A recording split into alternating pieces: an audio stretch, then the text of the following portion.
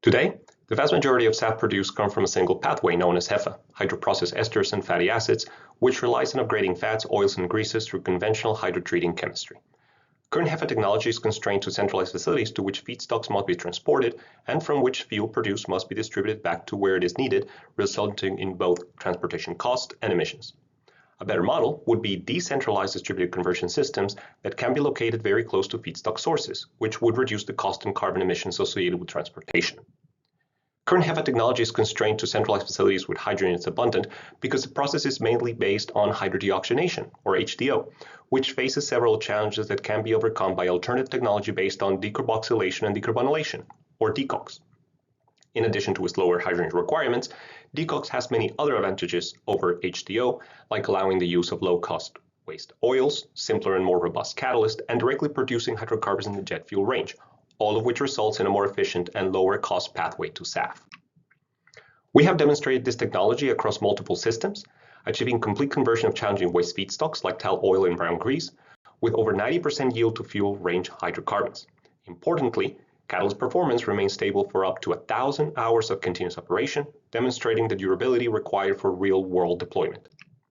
We have also performed techno-economic and life cycle analyses to assess the viability of this technology.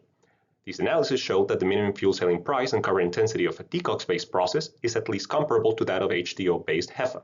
It is important to emphasize that these results do not include the impacts of tax credits like the $3 per gallon of SAF produced in Kentucky in recently signed legislation.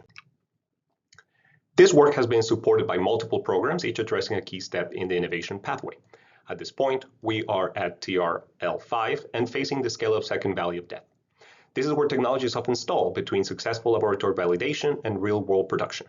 Support from Amazon would directly enable us to move through this phase, advancing the technology from pre-manufacturing through scale-up to production. So, we share with you our vision. You are seeing the renewable diesel plant at East Kansas Agri Energy. This is the only facility that produces two fuels, ethanol and renewable diesel. So now we're talking about not just one pathway, but two, ethanol to jet and oil to jet. Most SAF feedstock in Kentucky are near the Ohio River, so they can be transported along that waterway to a facility like this, located near the river and near CVG, Amazon's air central hub to produce SAF via both pathways. In that scenario, feedstocks and SAF are produced in Kentucky, enabling full participation in the state SAF credit.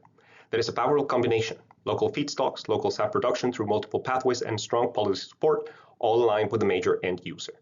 This is a truly unique opportunity to connect all these elements and deploy a technology that is ready to make an impact. We believe that this is exactly the kind of opportunity that will help Amazon make meaningful progress towards its decarbonization goals.